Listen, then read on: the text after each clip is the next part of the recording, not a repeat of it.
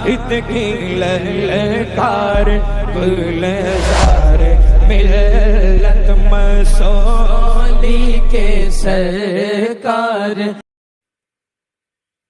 جب چور چوری کر کے بھاگ رہا ہو اور پولیس اس کا پیچھا کر رہی ہو تو پولیس دیکھتی ہے کہ اب یہ پکڑ میں نہیں آ رہا ہے تو ہوا میں فائرنگ کر کے کہتی ہینڈز اپ، ٹھہر جا ورنہ گولی چلا دوں.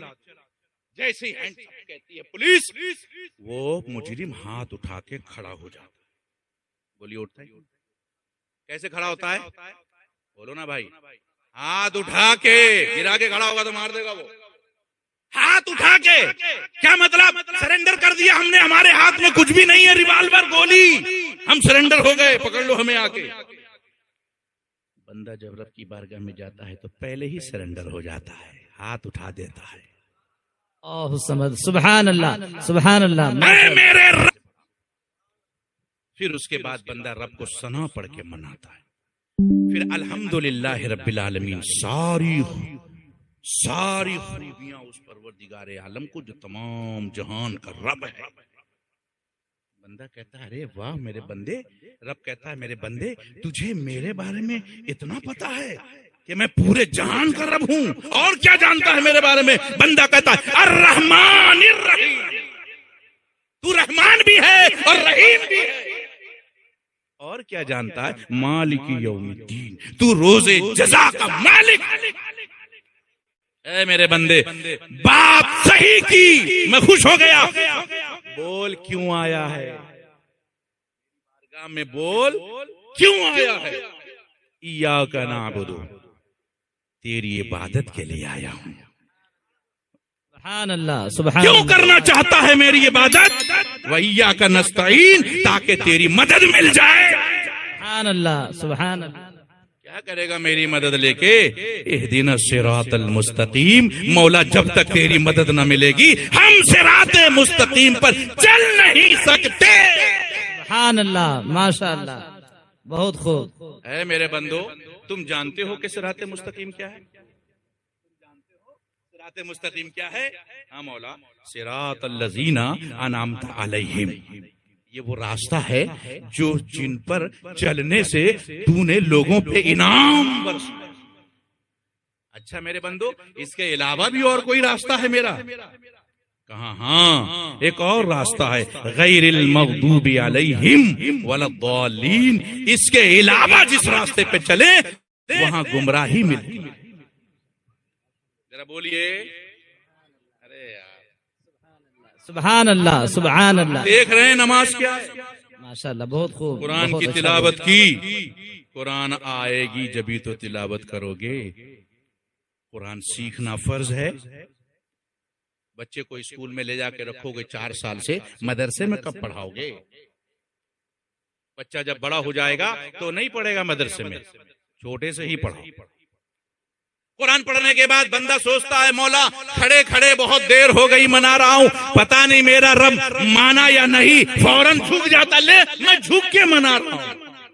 رکوع میں گیا، کہا سبحان ربی العظیم، پاک ہے تو، بڑی عظمت والا ہے میرا رب. سوچتا ہے پتہ نہیں پھر بھی مانا یا نہ مانا. اس نے اپنی پیشانی زمین پر رکھ دی. لے مولا جسم میں جو سب سے اونچا مقام تھا پیشانی، میں نے وہ رکھ دی ہے زمین پر. اب تو غرور میرا ٹوٹ گیا، اب تو تکبر ختم ہو گیا.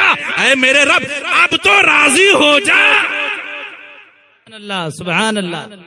زمین پر سر رکھ کے رب کو منا. پھر کھڑا ہوا، پھر رکوع، پھر سجدہ. میرے رب نے کہا اے میرے بندو بہت ہو گیا اٹھنا بیٹھنا. تیری عبادت تو نے جتنی کی مجھے پسند آئی. تو نے میری تعریف کی، تسبیح بیان کی. اب بیٹھ اطمینان سے، میں تجھ سے ایک سوال پوچھ رہا ہوں. اگر سوال کا جواب تو نے صحیح دے دیا تو تیری ٹوٹی پھوٹی نہیں دیکھوں گا، قبول کر لوں گا. اور اگر جواب صحیح نہیں دیا تو منہ پہ مار. مولا اتنی محنت کے بعد سوال؟ بولے ہاں، کیونکہ تجھ سے پہلے بھی 72 فرقے محنت کر کے جا چکے. محنت تو سبھی فرقے والے کر رہے ہیں، اس سے زیادہ کر رہے ہیں، مگر جب یہ سوال پوچھتا ہوں تو فیل ہو جاتا. اب میں تجھ سے پوچھ رہا ہوں, پوچھ میرے مولا. مگر اے سنیوں, اطمینان سے بیٹھو, کیوں سوال ہی بہت اہم ہے.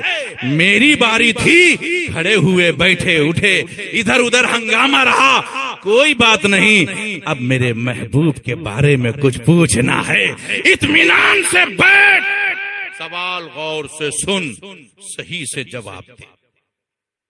بندہ کہتا ہے مولا پوچھ کیا سوال ہے, یہ بتا یہاں تک تجھے کون لایا؟ ذرا بولو. سبحان اللہ, سبحان اللہ. کس نے بتا دیا میرے گھر کا؟ مولا تیرے محبوب نے. کس نے سکھایا جھکانا؟ تیرے محبوب نے. سجدہ کرنا تیرے محبوب نے. بتا اس محبوب کے بارے میں عقیدہ کیا ہے؟ سبحان اللہ. واہ واہ واہ واہ واہ واہ. تو نے جو نماز پڑھی ہے اس محبوب کو زندہ مان کے یا مردہ؟ تو سنی کہے گا اے میرے رب زندہ نہ مانا ہوتا تو السلام علیکہ ایھا النبی نہ کہا ہوتا. یہ تو یہی سوچ کے کہا ہے نبی زندہ. سبحان واہ واہ واہ. سبحان اللہ. بہت عمدہ, بہت عمدہ. حضرت پکار اٹھے, تو زندہ ہے واللہ, تو زندہ ہے واللہ, میری چشم عالم سے چھپ جا. واہ واہ واہ واہ. میرے رب نے ماشاء اللہ, بہت خوب, بہت خوب. واہ واہ واہ. بڑا پیارا جواب دیا تو نے. پڑھ لے اب درود اسی محبوب اور سلام پھیر لے, گھر جا, قبول کرنا میرا کام ہے. واہ. اللہ, سبحان اللہ. مسجد عشق میں دن رات عبادت کرنا میرا پیشہ ہے, محمد سے محبت کرنا. سبحان اللہ. حضرات وقت جو کہ بہت زیادہ ہو رہا ہے, بہت دنوں کے بعد حضور گلزار ملت کے سامنے لب کشائی کریں. حضرت کی حضرت بڑے کرم فرما ہیں, علماء نواز ہیں. مسولی شریف کی سرزمین پر علماء کی قدر جتنی حضرت کی بارگاہ میں ہوتی ہے, میں سمجھتا ہوں اللہ ماشاءاللہ کہیں کسی خانقاہ میں ایسی قدر ہو جیسی حضرت کی بارگاہ میں ہوتی ہے. اور ہر سنی عالم دین اپنی دعاؤں میں حضرت کو یاد رکھتا ہے. کیوں؟ اس لیے کہ آج پورے ہندوستان ہی میں نہیں بیرون ملک بھی جا کر مسلک اعلیٰ حضرت کا پرچم جو حضرت لہرا رہے ہیں, سینکڑوں تقریر وہ کام نہیں کرتی جو ان کا قدم کرتا ہے. واہ, بے شک, بہت. میں نے خود دیکھا ہے مسولی میں جا کے, علماء تو علماء اگر مسجد کے مؤذن بھی پہنچ جائیں حضرت کی بارگاہ, خالی ہاتھ نہیں جانے دیتے کسی کو.